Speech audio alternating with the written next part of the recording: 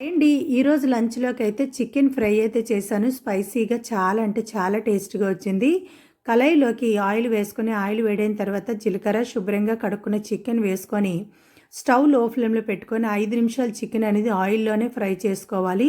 మసాలా కోసం మిక్సీ జార్లోకి అల్లం, వెల్లుల్లి, ఎండుమిరపకాయలు, ధనియాలు, జీలకర్ర, నల్ల మిరియాలు, దాచిన చెక్క, లవంగ మొగ్గలు, అనాస పువ్వు, యాలకులు ఉంటే వేసుకోండి. నా దగ్గర అయితే యాలకులు అయిపోయావి. కట్ చేసుకుని ఉల్లిపాయ ముక్కలు, కరివేపాకు వేసుకొని మిక్సీ పట్టుకొని పక్కన ఉంచుకోవాలి. చికెన్ మరో 5 నిమిషాలు ఫ్రై చేసుకున్న తర్వాత మూత పెట్టి మగ్గించుకోవాలి. ఇలా మగ్గించుకునేటప్పుడే చికెన్ అనేది కూడా చక్కగా ఉడికిపోతుంది.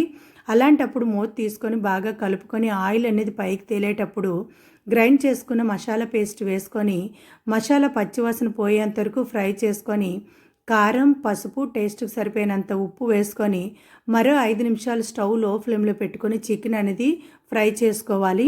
ఇలా ఫ్రై చేసుకునేటప్పుడే కట్ చేసుకున్న పచ్చిమిరపకాయలు, కట్ చేసుకున్న కొత్తిమీర వేసుకొని మరో 2 మినిట్స్ ఫ్రై చేసుకున్న తర్వాత స్టవ్ ఆఫ్ చేసుకొని వేడి వేడి అన్నంలో ఈ చికెన్ ఫ్రై వేసుకొని తింటే ఉంటుందండి. సూపర్ అంటే సూపర్ టేస్ట్గా ఉంటుంది.